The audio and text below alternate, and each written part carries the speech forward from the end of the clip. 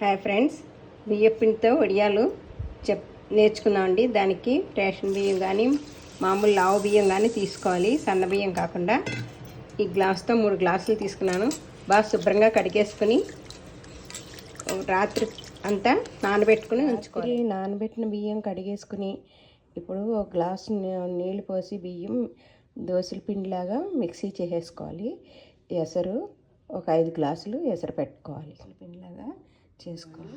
నీళ్ళు మరిగాక ఆ దోశల పిండి చూపించాను కదా, బియ్యం దోశల పిండిలా వేసుకోవాలని, అది ఇలా వేసుకుని బాగా కలుపుతుంటే ఈ విధంగా వస్తుంది.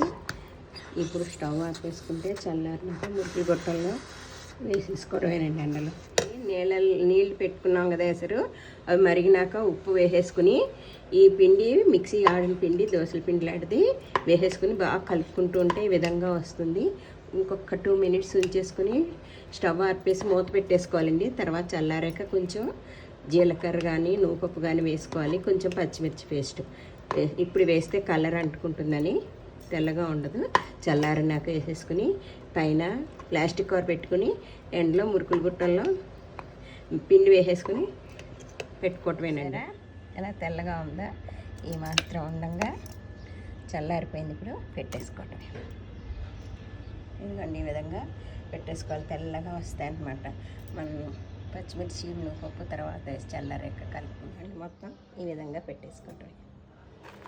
ఎందుకంటే బియ్యం పిండి వడియాలు బాగా ఎండిపోయినాయి, డబ్బాలో వేసుకొని స్టోరేజ్ చేసుకోవచ్చు.